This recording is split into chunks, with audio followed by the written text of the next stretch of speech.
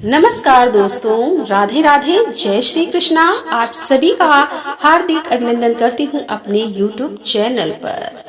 आषाढ़ गुप्त नवरात्रि के तीसरे दिन मैं आप सभी के समक्ष आज महाविद्या त्रिपुर सुंदरी माता की कथा प्रस्तुत कर रही हूँ। तो आइए शुरू करते हैं त्रिपुर सुंदरी माता की कथा। नवरात्रि का तीसरा दिन आदि महाविद्या त्रिपुर सुंदरी का होता है।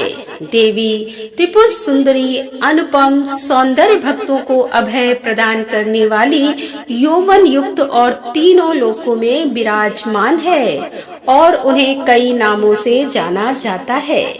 इन्हें राजेश्वरी वाला, ललिता, मीनाक्षी, कामाक्षी, सताक्षी, कामेश्वरी कहा जाता है।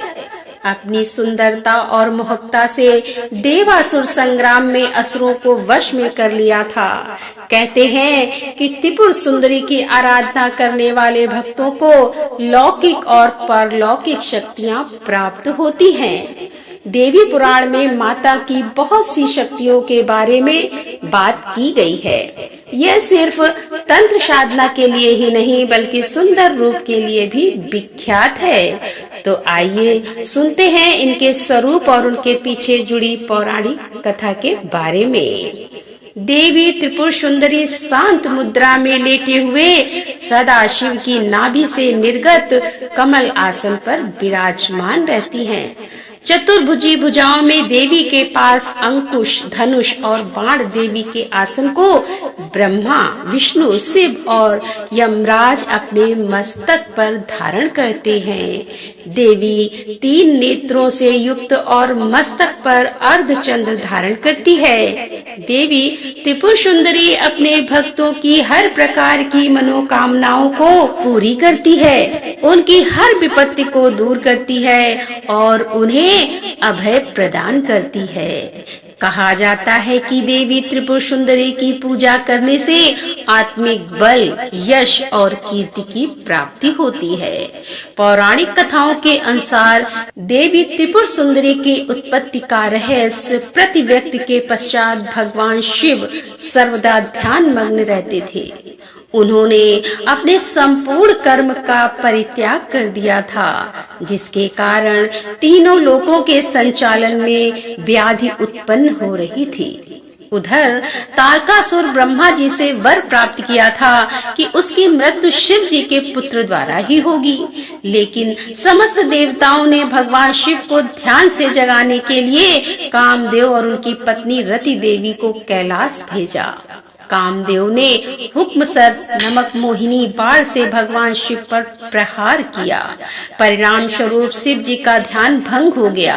देखते ही देखते भगवान शिव के तीसरे नेत्र से उत्पन्न विरोध अग्नि ने कामदेव को जलाकर भस्म कर दिया। कामदेव की पत्नी रति द्वारा अत्यंत दारुण विलाप करने पर भगवान शिव ने कामदेव को पुनः द्वापर युग में भगवान कृष्ण के पुत्र के रूप में जन्म धारण करने का वरदान दिया और वहां से अंतर ध्यान हो गए। सभी देवता और रति के जाने के पश्चात भगवान शिव के साथ एक गढ़ द्वारा कामदेव की भस्म से मूर्ति निर्मित की गई और निर्मित मूर्ति से एक पुरुष पैदा हुआ। उस पुरुष ने भगवान शिव की स्तुति की। इससे भगवान शिव द्वारा उस पुरुष का नाम भाड़ रखा गया। शिव के क्रोध से उत्पन्न होने के कारण भाड़ तमोगुण संपन्न था और वह धीरे धीरे तीनों लोकों पर भयंकर उत्पात मचाने लगा। देवराज इंद्र के राज्य के समान ही भंडासुर ने स्वर्ग जैसे राज्य का निर्माण किया तथा राज करने लगा। तदंतर भंडासुर ने स्वर्ग लोक पर आक्रमण कर देवराज इंद्र और स्वर्ग राज्यों को चारों ओर से घेर लिया।